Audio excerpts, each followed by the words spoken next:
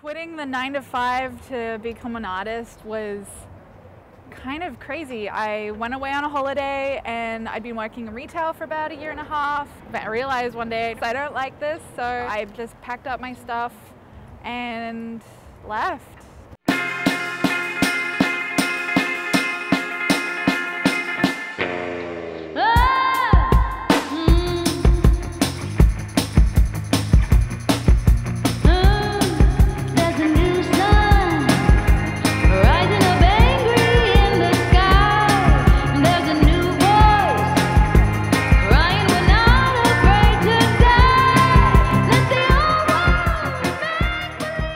I'll start off with Sand because she's to my left. She's our youngest. She's 19 years old.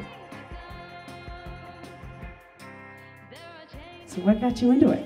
I think what got me really into it, more a theme, like the progression. The more you paint, the better you get at it. I kind of wanted to know, after you made that move, what was the obstacle that you ran into?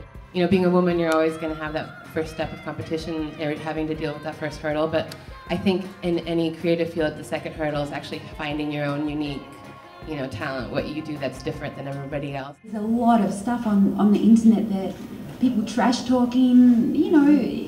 It's inevitable. People get jealous, or there's conflicts or whatever. Mm-hmm.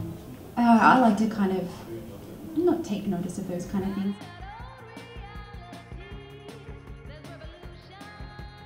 I worked for free for a very long time to establish myself, and now it's been 3.5 years later and I've been working freelance ever since, and probably working harder than I was before, but so much more happier, so much happier.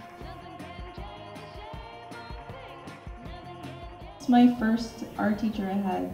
Her whole life was surrounded by art, just even like the way she cooks or the way that she interacts with her kids. And the way that she just sees the world, everything was surrounded by art and beauty, and I think that really inspired me and shaped what I wanted to do in my life. What were some problems or maybe obstacles you ran into in trying to take those training wheels off and move forward? I went with my gut instinct. It was do what you love, you could do it now. I took freelance jobs, small graphic design, illustration jobs, and it was just a great feeling to keep getting invited to show, and I was just able to save up money, and it was great, and just do what I like. You really have to want to do it. You have to be so passionate about whatever it is, whether it's street art or, specifically for animation or illustration.